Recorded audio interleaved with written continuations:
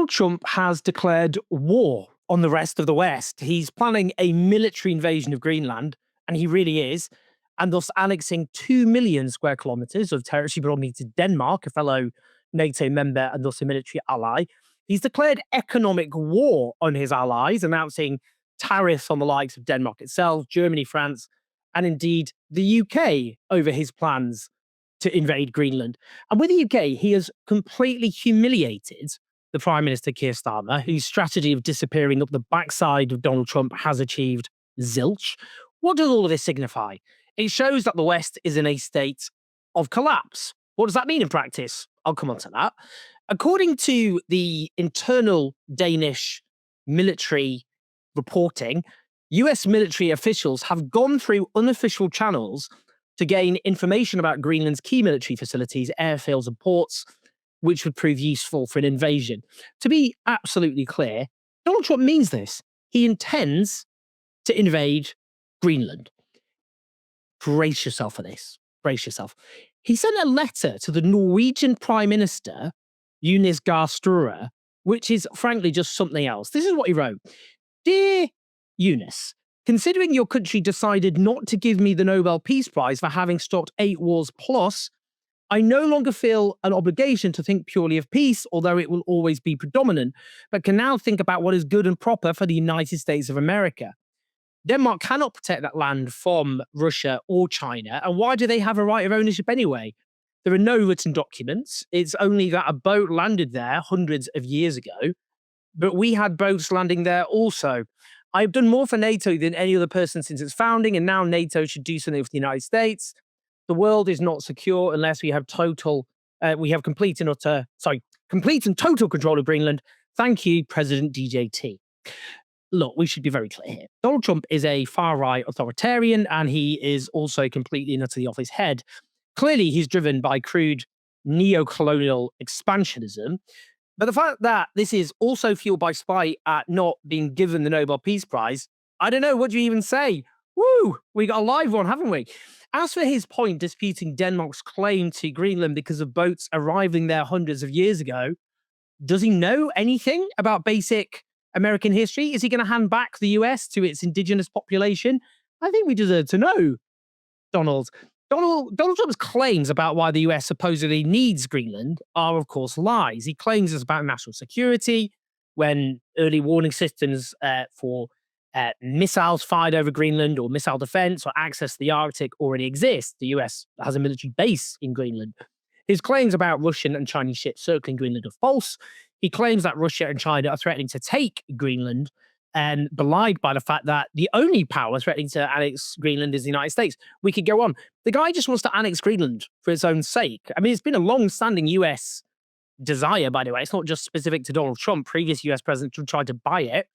But for his own self-aggrandizement and that of the United States, given the natural resources, the minerals of Greenland, which are going to become more and more precious because of the climate emergency, which the US has done so much to fuel, he wants to steal Greenland and its resources. Now, we'll come on to Starmer's humiliation and, more importantly, the fall of the West.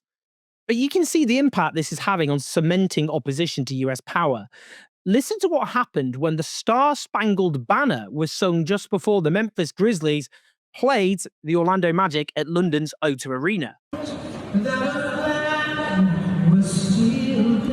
Leave Greenland alone!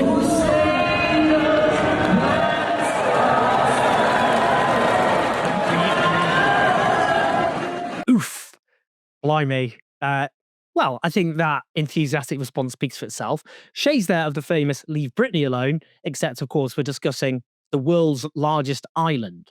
Now, the people of Greenland have taken to the streets against the attempted US invasion and annexation of their land. The Prime Minister of Greenland is amongst those who took part in the protest, and he says, we're now facing a geopolitical crisis, and if we have to choose between the United States and Denmark here and now, we choose Denmark. Now, Keir Starmer's whole strategy has been based on getting quite literally on his knees for Donald Trump. So what did Starmer say in his speech today to stand up to Trump, who is imposing tariffs of 10% rising to 25% later in the year, threatening to plunge Britain into recession? It is not the right way to resolve differences within an alliance. nor is it helpful to frame efforts to strengthen Greenland's security as a justification for economic pressure. Such measures hurt British workers, British businesses, and the British economy. And that is why I've been so clear on this issue. A trade war is in no one's interest. Okay, so what are you going to do about it, Prime Minister, other than adopt a slightly stern teacher type voice? Take any action at all? Stop being the American poodle? The poodle of Donald Trump, no less. Let's just listen to this question following Starmer's press conference from a journalist. Isn't the conclusion from all that's happened up to now that you've been too soft with the president? And isn't the lesson we have to draw from what's happening now is that you have to start being tougher with him? Well, Andy, I don't agree with that assessment.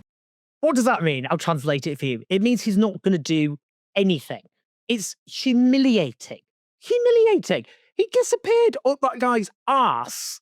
He has just groveled for that guy.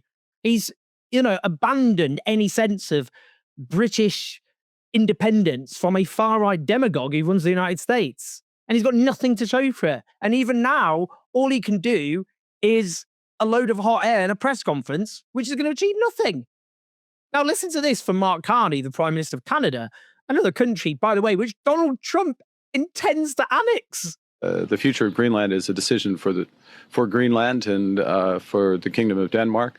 We are NATO partners with Denmark, and so our full partnership stands. Our obligations on Article 5, Article 2 of NATO stand, and we stand full square behind those. What does this mean exactly? I mean, if you say that literally, it suggests that Canada could use military force against the United States.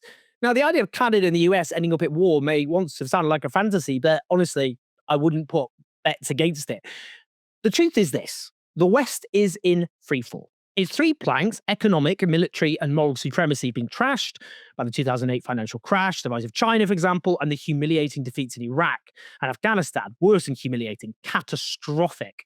And indeed, terrible crimes they committed there. The moral collapse was hideously underlined by arming and facilitating Israel's genocide of the Palestinian people. Trump is a product of all of this, the far right feeding off the disillusionment and sense of crisis caused by Western decline. Now, Trump doesn't even try to pretend to believe in democracy, freedom, and human rights like previous presidents when they try to offer justifications for Western hegemony. In Venezuela, he made clear that the US was after the country's oil and would secure control of the country through military threats. Now Trump is destroying the Western alliance. Canada itself has already just signed a deal with China to shift away from the US orbit. When the US annexes Greenland, which I believe it will, that will be the end of NATO. Now, to be frank, the alliance with the US should have been buried in the killing fields of Iraq. But as the sun sets of Western hegemony, the question is what comes next. And the danger is that it's replaced by murderous chaos and authoritarianism. We need to fight for a just and peaceful alternative. There is at least one British politician determined to stand up to Donald Trump, and that is Green Party leader Zach Polanski. As he's written in the New Statesman, since being elected Green Party leader, I've had lots of politicians attack me over my stance on NATO. Apparently saying that the Cold War era alliance in its current form isn't working made me naive. Calling attention to the UK's reliance on US aid for our security made me stupid. Demanding we make our own security system fit for the threats of the 21st century made me crazy. Oh, yes, quite. He's been devastatingly vindicated. Polanski says we need to disentangle our security apparatus from the USA so that we are genuinely independent. That includes reviewing, he says, talks about removing the 13 US military bases from our soil, acting fast to remove them if Trump attacks Greenland. He adds we should cancel the £240 million deal with US firm Palantir, as he says, signed even though MPs raised serious security concerns. He also says we need to ditch Trident, which he notes is dependent on the US. He calls for a genuine security system to look at the serious threats that we face, noting the recent Strategic Defense Review absurdly fails to properly take into account the threats of the climate emergency like flooding and wildfire. And he goes on to say we should strengthen relationships in Europe and other countries. All common sense. Our alliance with the US is a threat to the security of this country. It's not protecting our security. And it's time to stand up to that threat. Please like and subscribe, leave your thoughts, your comments. Help us offer an alternative to the dire media ecosystem, speaking truth to power, and exposing the hideous injustices going on in the world. That's what we're trying to do. As I keep saying, I'm finishing my book, The Fall of the West. I'm on the last lap. The question is, by the time it comes out in October, will the West have just fallen?